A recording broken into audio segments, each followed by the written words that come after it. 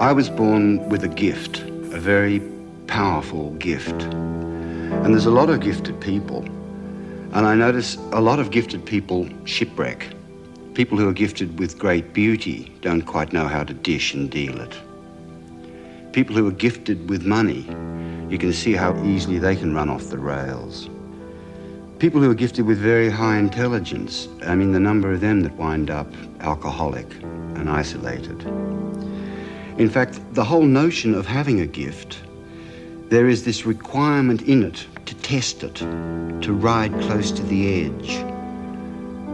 It seems part and parcel of the very notion of a gift to rebel against it and to see whether it is really real, because it can be very easily dissipated or damaged or ultimately destroyed. And I've had an immense problem with it because I don't really want to spend a lot of time discussing the notion of the disease of addiction, but all my heroes have been addicts and I'm an addict. And for the rest of my life, I will struggle against the embracing of the mysterious self-destructive self-murder, the urge to deny, defy, wreck, ruin, challenge one's gift. Because it is a very precious thing. It's a kind of incredible permission. And my biography is that I was born with this gift or this infliction, and I hope to get mature and protective and to tune it and to enlarge it and to share it. And that's the only purpose of my existence.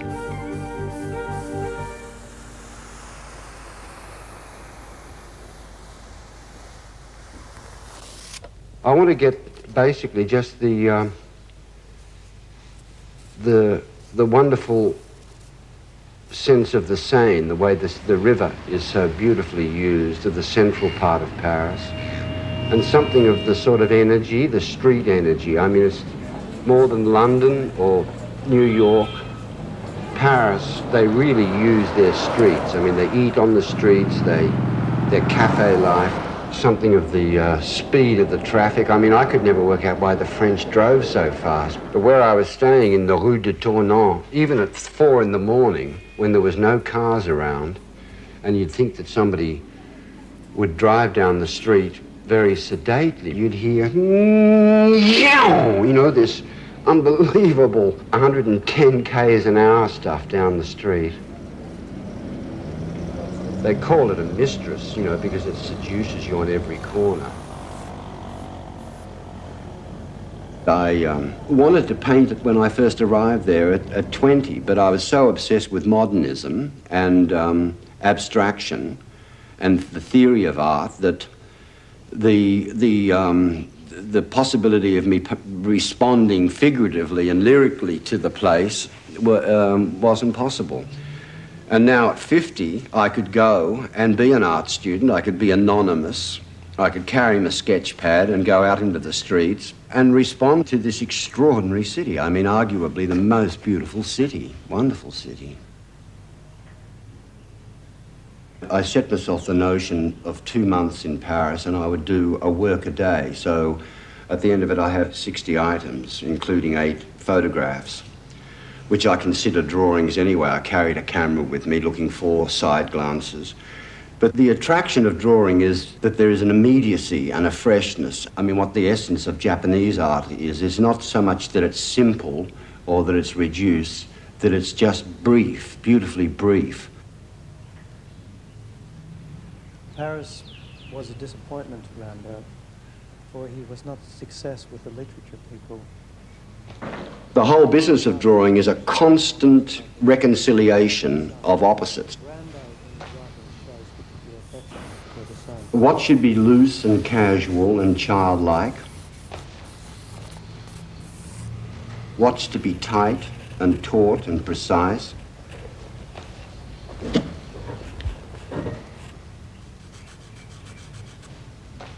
What's to be blurry and out of focus?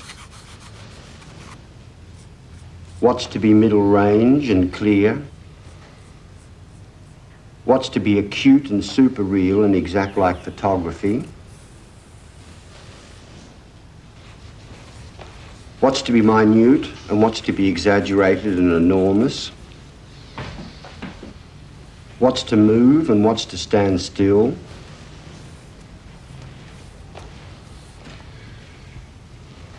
What's to be ambiguous and what's not to be? How do you deal with space and size when you only have the size of a piece of paper or canvas? When do you stop distorting when there's no end to distortion once you start? Or when do you stop trying to be real when there is no absolute reality, that no matter how real you make it, it still could be realer? How little and how many colours should one use? Ultimately, what's it trying to convey and to whom? How much is it worth? And for how long does it mean what it means now? Painting is an argument between what it looks like and what it means. Form versus content.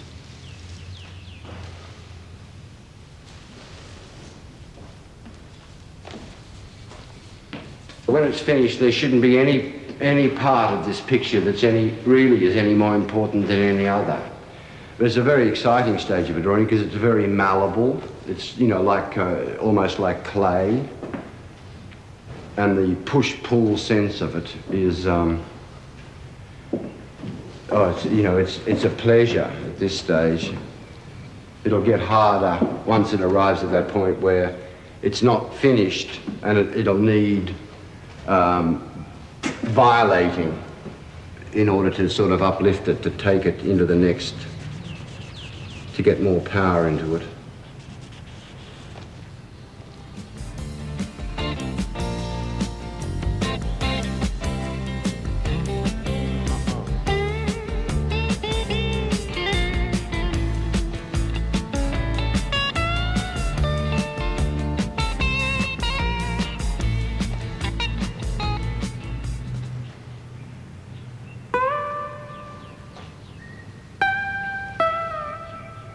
One of the ways you can gauge 20th century art is that it's been a dialogue between abstraction and figuration. And in the 60s, when I first found myself as a painter, abstraction and the idea that one could and should paint that way without the baggage and clutter of figuration from the past was a very liberating and extraordinary sort of feeling.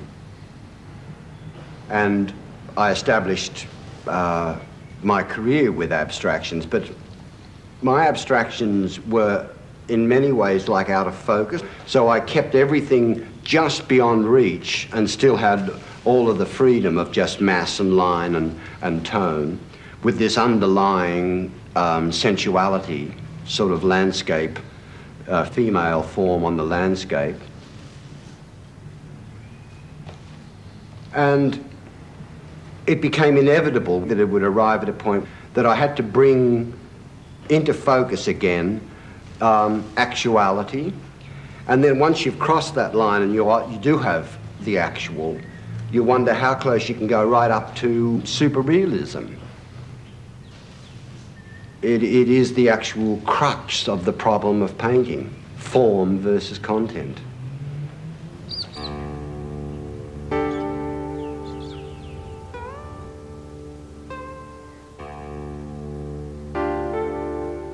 Don't just interpret nature, become its rival.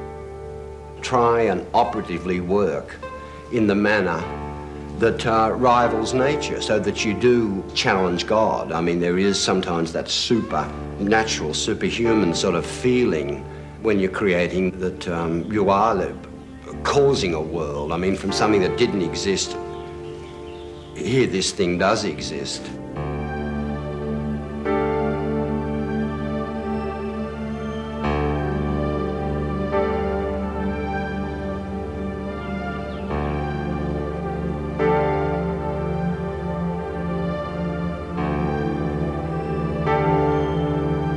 Doesn't matter how hard you paint or how fastidiously or how real you make it, it still technically will fall short of some of the visions that you do have.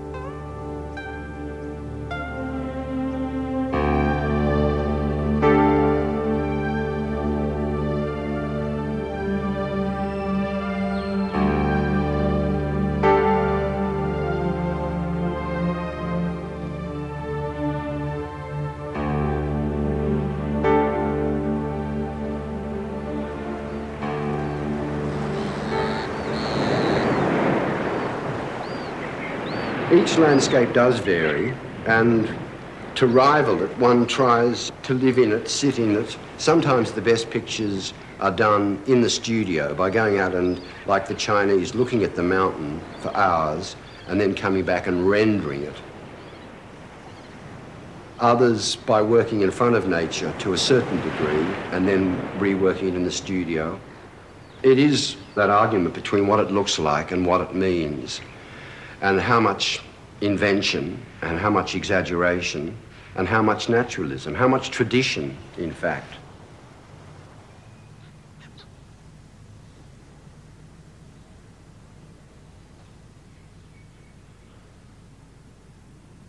I know that in my work there is a certain sensuality, sexuality. There is a sort of an addiction to the curve and to the carnal, to the rounded. I mean, even to lust almost. I mean, I see sexuality or sensuality everywhere. I see it in clouds, in mountains, in fruit, and seemingly most of human motivation is caused by it. It's a very, very deep force, and I accept it in some sort of, in fact, you know, I try as overtly as possible to allow that force to key my painting.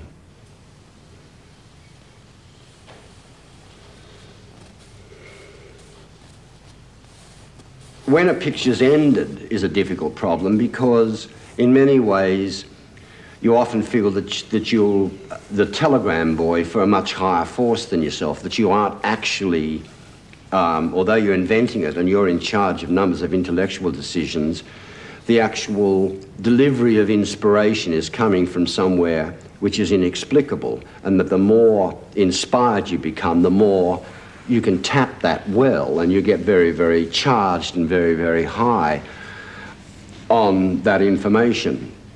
I mean, you can also get very greedy, like I've done in the past, and pulled it up from my subconscious much quicker by using chemicals, because one wants to see the next thing without waiting for whether it's a week or 10 minutes or 2 months before the next skin is shown, which you then get up and obediently fill in. But that doesn't end the picture. I mean, the actual finishing of a picture is quite a difficult thing. Some pictures can nag for years, can tease you for years just with a tiny and minute change. And some pictures have got an inevitable rightness. I mean, it's just a wonderful feeling where you know the thing has ceased and it's had its epoch and the time. But others, you never quite know.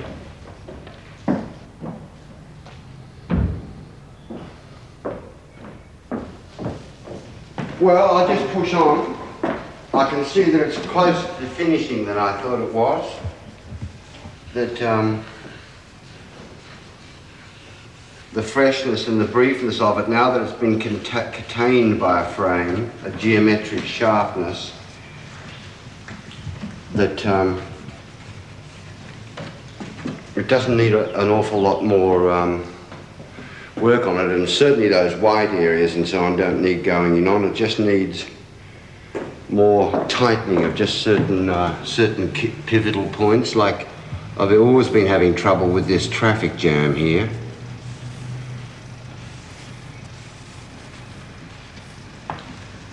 How sharp and how out of focus that should be.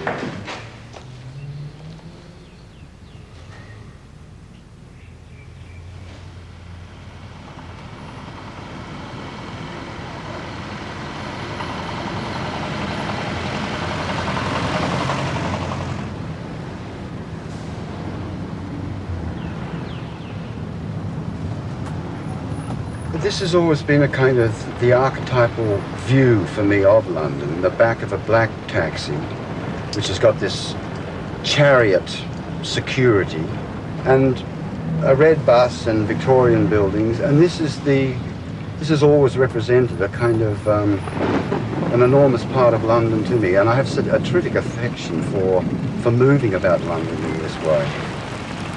And it's the sense of being in this little chariot, slowly moving across, having to stop, and the rain and the whole feeling of it is London. Unfortunately, I've come here in summer, and we're having to harp our marks a bit of rain through all this. It's not, it hasn't got the exact sort of soupy Wordsworthian sink of light that I was hoping for in winter.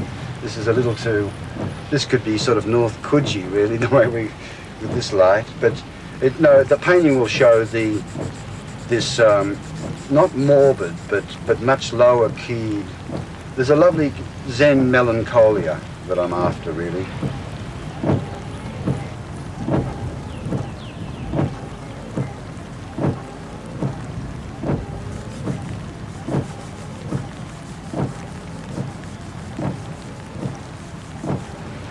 You know, Janice, just in case this whole thing is just a little bit too grey and sterile, what might be nice is a little flash of sensuality of your legs just in a seat, just to bring some warmth to the picture.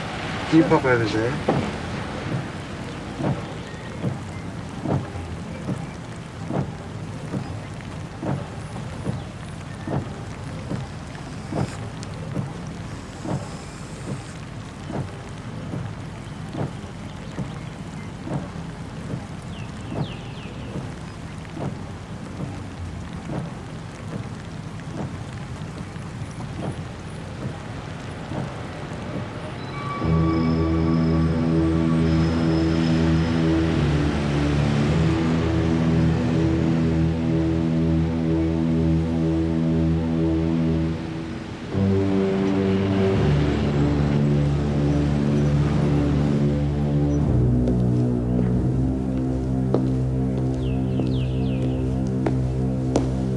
When I came to London, just by chance, I took up residence in Ladbroke Grove, only some 150 yards away from where Christie had sort of, these crimes had sort of been committed. I met people in the pubs who'd known Christie, and I'd sort of landed in Christie country, really.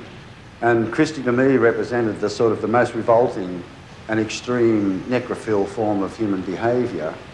And it was very visual, the whole sexuality of it, the tabloid sense of it, everything that I read about it, you know, it seemed very, very close to a sort of painting, and yet when I started to do the painting, I didn't want to make it grotesque and completely shocking. In many ways, the paintings are a folly, because I did try a kind of schizophrenia in them. I tried for almost a Matissean beauty, hitting against a sort of Belson absolute.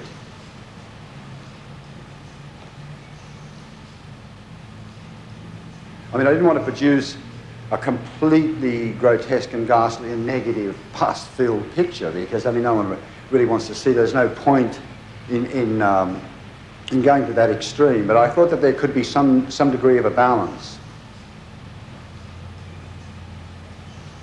I'm still unsure whether I was right, you know, to produce the pictures like that. If you take away the device of the pictures, they are very lyrical. They could almost be nudes on beaches and not women being ravished and murdered.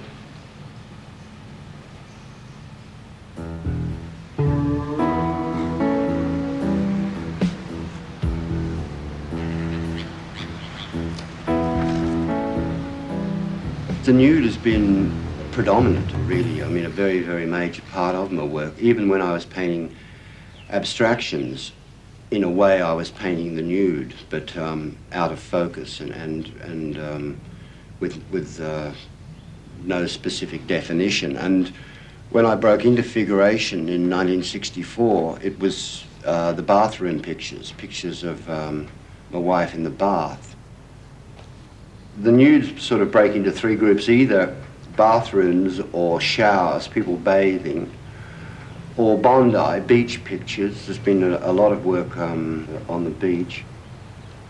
Or erotic pictures, actual pictures about lovemaking and much franker sort of nudes.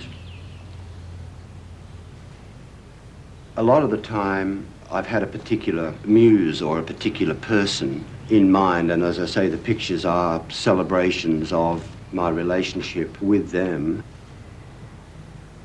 I mean, this painting behind me of my girlfriend Janice, this is Sunday afternoon in winter in Surrey Hills. And again, it's just one of those moments that one notices in foreplay, which was just irresistibly a painting, a celebrative painting. I mean, most of the lovemaking pictures are celebrations in a way.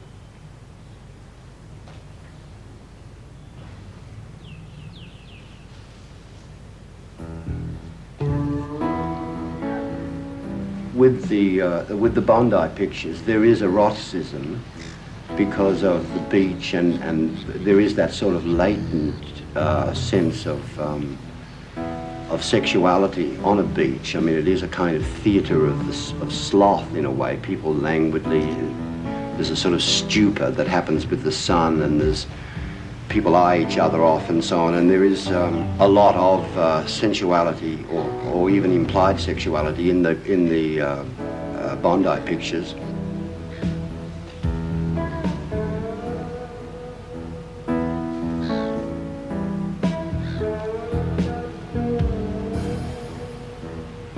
So much of painting is to do with chance and accident. I mean, for example, that painting there of Archie under the shower. I painted the nude first, knowing that basically the whole picture was going to be keyed by the violence or the action of the shower. And there's no way that I could have hand-painted with a sable brush and got any of that kind of atomic energy.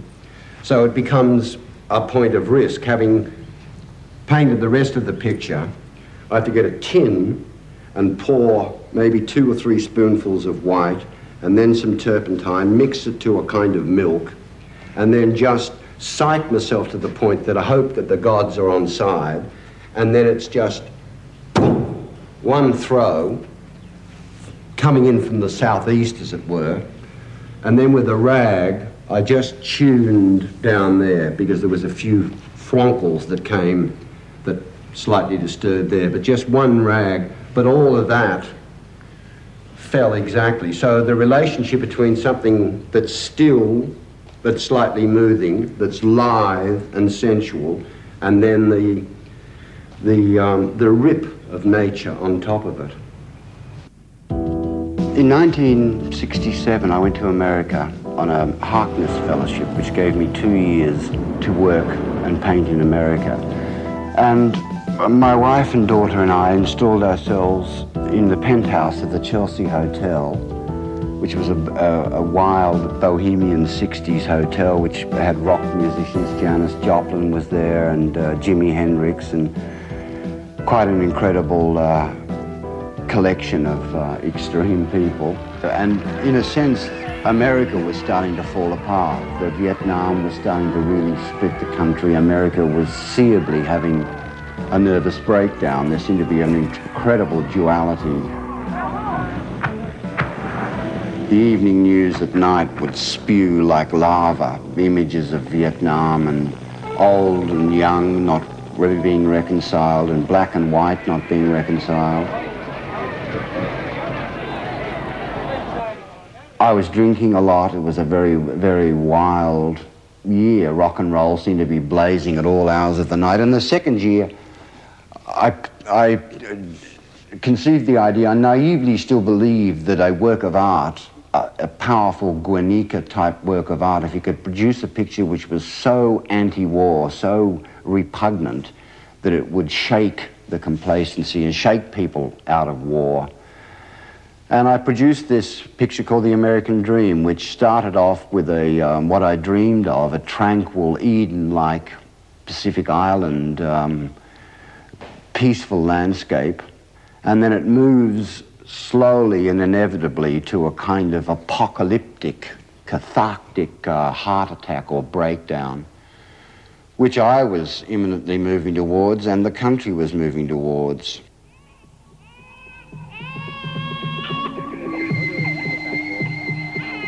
It's a very, very powerful picture. You know, there were sirens and it had music to it, recordings of television recording. I mean, it was just using every possible medium.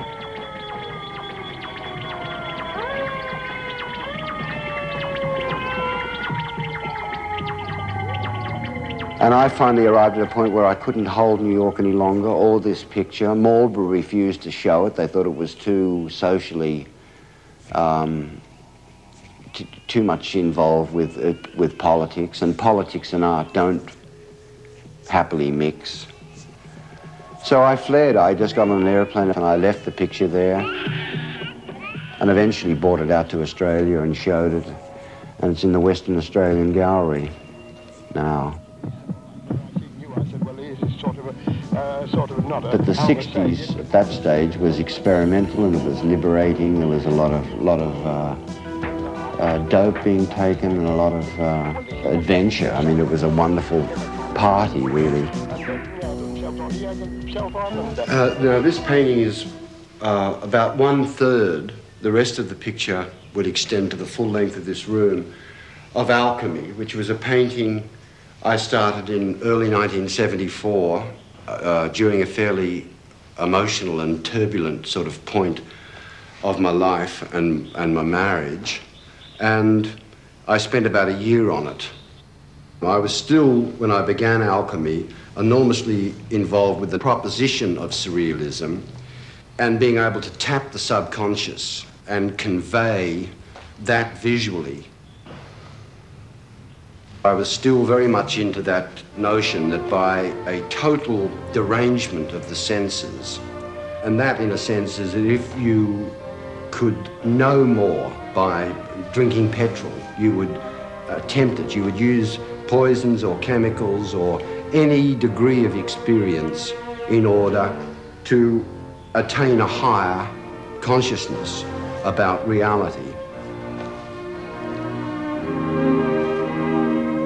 Sometimes while working this picture, I really believe that I was on the verge of the acquisition of some extraordinary new knowledge and sense and power.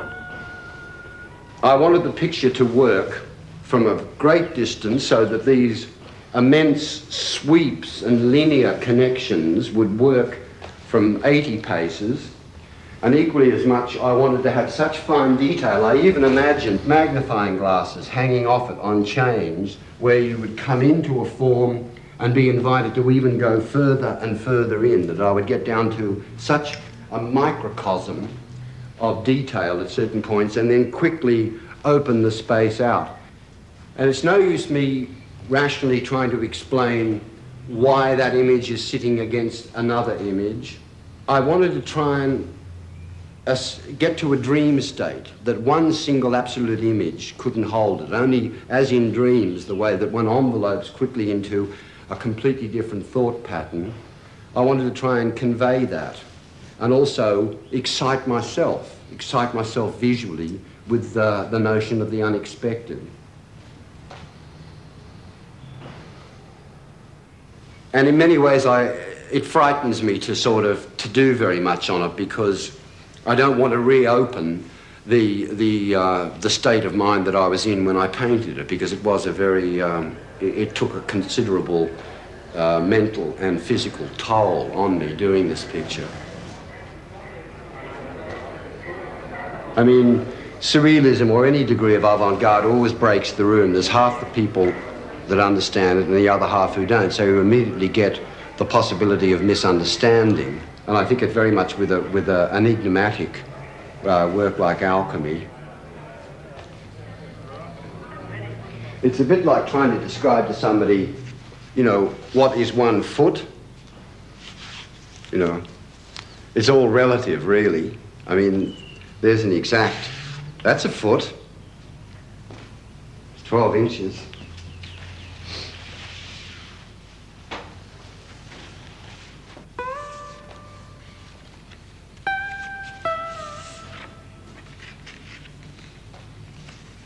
This is the third attempt at a portrait of Francis.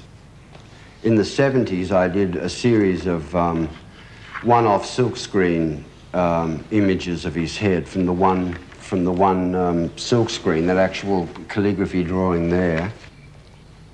And then I painted that small, fairly intense head, I suppose, not quite sure in the date, 85.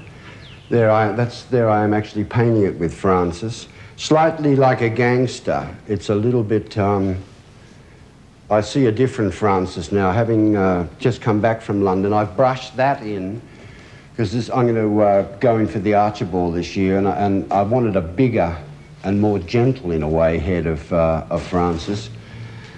And what I've done is carve it so that by the tiniest alteration, the emotional meaning of the head, and I've got to decide where to actually sit this down before I go in again and start to model the nose. And the mouth, the most incredible mouth. Francis's mouth is the strongest point of his face.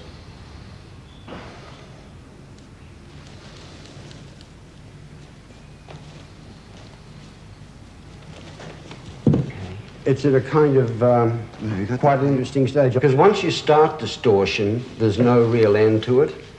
That distortion, by its own terms, can just become so wide.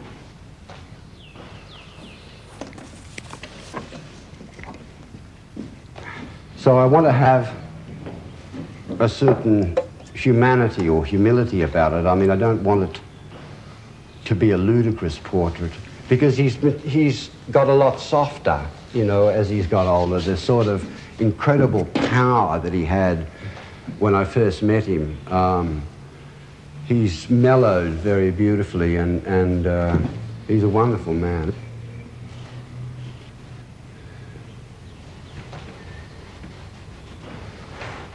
I think Francis has made some additions to figurative painting which are undeniable. You can't sidestep him, which most people do. I think you've got to embrace it full on. A certain area of speed and a certain attitude to chance and ambiguity that he, in relation to distortion, could risk pictures to get as wide as they could and then correct them just simply by the literal addition of an eye or an ear, that he could pull it all back to so that it isn't just a kind of meaningless or decorative or out of control mess, that it becomes very potent and very poignant.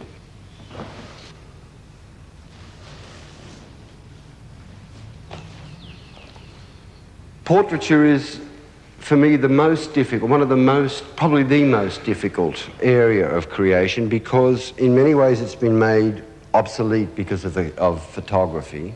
And how do you make a picture that works as art but also refers to a person, to their likeness and to them? So with this self-portrait, in a way it's a kind of a game. I've set photography, I've set the notion of what I actually physically look like. Here, I've used a glass eye, I've used my real hair so that it refers to reality. And I've used expressionism. I've tried to see how far that I can distort and extreme the face, but still hold on to reality, to return you to a likeness of yourself which is in a sense extremed. And then that is an other self, the addicted self, the negative self, the area inside oneself that one is trying constantly to defeat, mediocrity and negativity. And that's a portrait of that force. And then I've referred to Dobell's controversial 1945 portrait of Joshua Smith, which went to a court case claiming it was caricature. I mean, it won the case that it was that piece of art, and I think it's a wonderful portrait. So it refers to the Australian history of portraiture. So it's a parlour game on the problems of painting.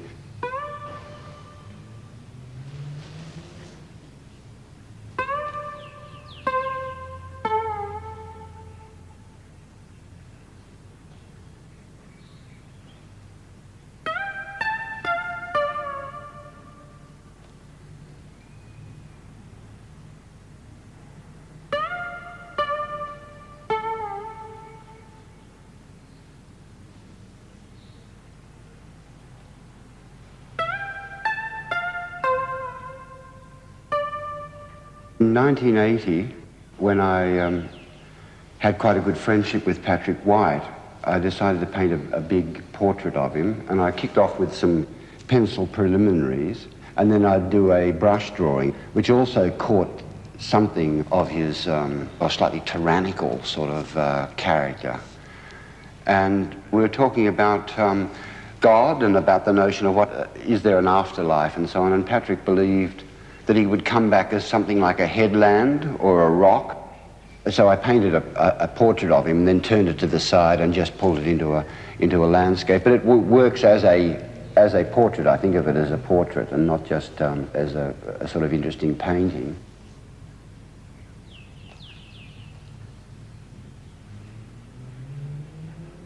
Brett, can we move on to the Van Gogh series now? Can you tell us about Vincent? Oh, God. I was no, I don't feel like doing like Vincent now. It's too big an issue. I can't, we'll have to get the Vincents out. I just can't bounce into the immensity of Vincent. See, that's where what I've said about Vincent on all those catalogues and all that, I mean, someone should read that, you know. I mean, that's what I mean. It's just lowering it by having to sort of, what do I think about Vincent? You know, I mean, I've said it all there, and you show the pictures. I mean, I've thought for hours and got it right. I mean, now I stand in front of a camera and be a bloody idiot, stumble around just because, you know, you don't get it right. It's starting to bug me because it's fucking sixth-class stuff.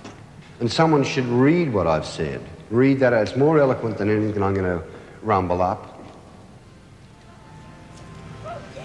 The very first time I ever saw a painting by Van Gogh, writes Whiteley, was on the cover of a tiny art book that for no explainable reason was lying on the floor of St. Stephen's Church in Bathurst, New South Wales, one Sunday morning in 1952. I was 13 years old and unhappily tucked away at a provincial boarding school. I picked the book up and studied it.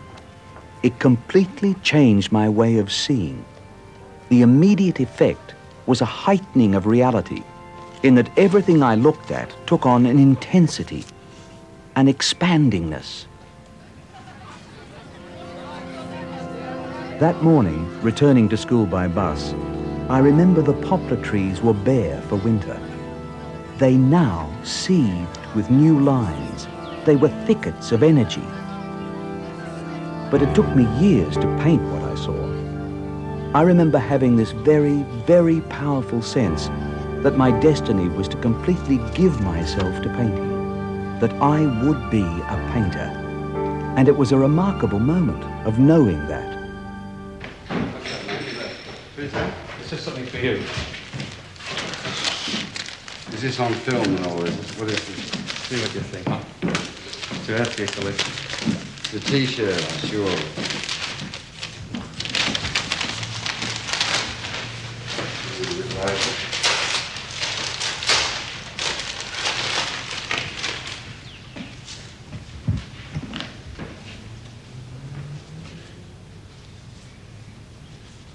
Oh, great. Don't ask me about Vincent. Is this from Sydney? Kate did it. Oh, it's great. You've done it. Gee, you're a great letterer. Very good.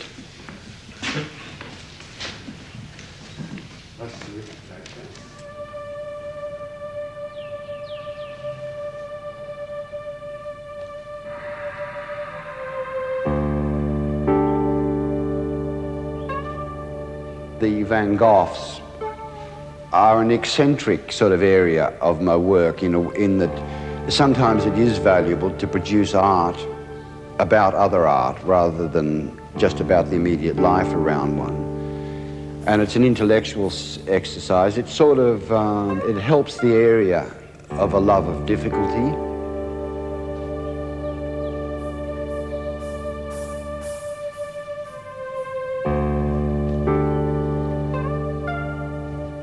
That's one of the earlier self-portraits there. There's a later one where I imagined the kind of self-portrait that Van Gogh would have painted if he'd moved up into the 1890s. He died in, I think, 1891, and this is an imagined portrait of Vincent in 1893. If the intensity that was building in Vincent had been able to sustain itself, that he would have, I'm sure, opened the picture plane out much further and produced more close-up pictures, more expressionist pictures.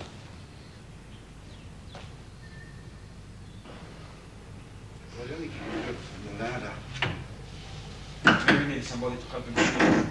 Hold the ladder. Can you... No, they're filming the fucking thing. I just put it on top there. That's it. Go down, right, to the ground. Careful with the matches. Careful with the matches.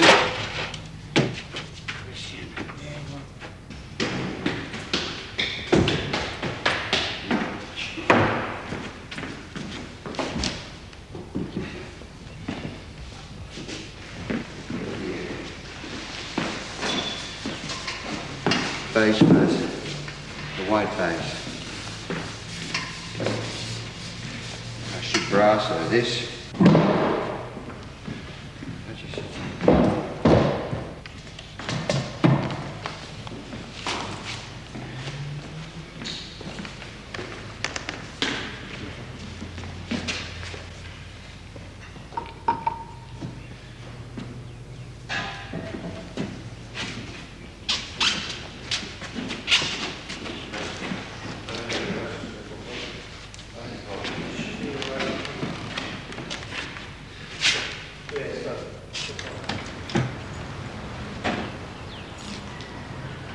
A lot of my work is conceived with my eyes closed at night in bed, and I can see rooms full of sculptures. I just wish that I had 20 employees. I wish I had the energy to devote to the collecting of material. When I'm driving around in a car, I notice so many discards of nature, junk, abandons, that have such an element of presentiment and possibility to metamorphose. Particularly the birds, which they were made from just nature's droppings, just the sort of seasonal carcasses from God, just on the ground, that can be, by joining and kissing and gluing them together, they can suddenly rebirth into a creature.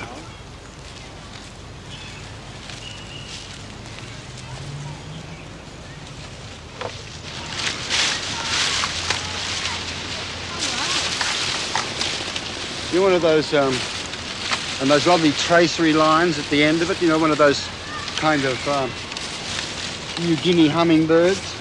That's good.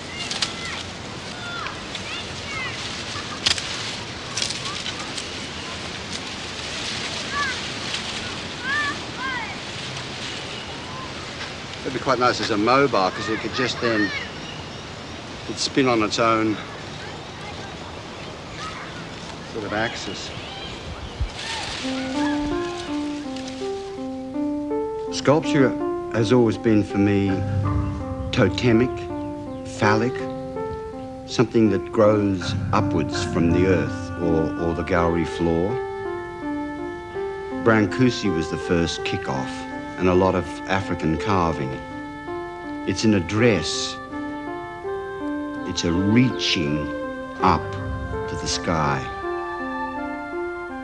It's an area a lot of people don't really take very seriously about my work, and maybe I haven't put enough time to it. Maybe I should devote 2 years to doing nothing else but just courting and causing sculpture.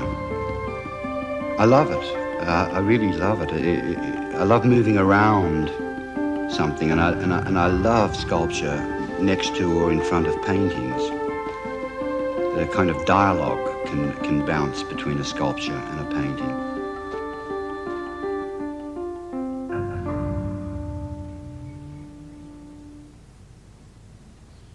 People ask me, why paint birds? And I look at them dumbfounded. I mean, I got no answer to it except that they are just the most beautiful creatures.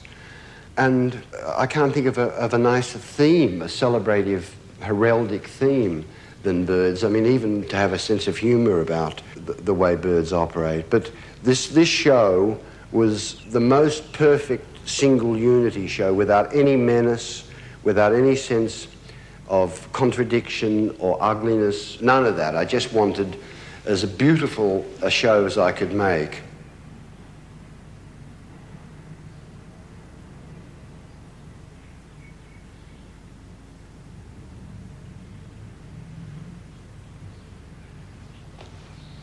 This satin bowerbird, I think, is a perfect analogy of the relationship between sexuality and nature, or Australia. This bird spends hours building this bed. It's really just a kind of an enormous mattress, and collects these blue things for weeks and weeks and weeks. She arrives, and it then goes through this incredible ritual of getting excited and offering these allegories of material gifts to the indifferent female.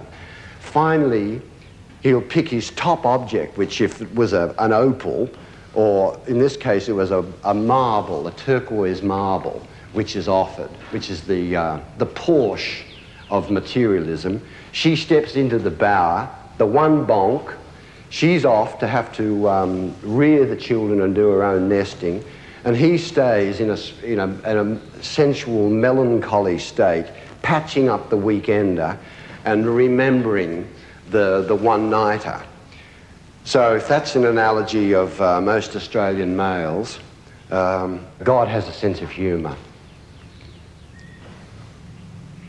If I had to give any advice to a young painter, someone who wants to be an artist, if you want to be an artist, you go to a art supply house and get some ink and some paper and pens and a calligraphy brush and charcoal, and aim at virtually whatever's in front of you. The subject matter is not that important. And then try and cheat and deceive and lie and exaggerate and most particularly distort as absolutely, as extremely as you can. And after some 6 months or a year, or usually in a state of intense frustration, you'll see something that you truly have never seen before, and that is the beginning of yourself. And that heralds the beginning of difficult pleasure.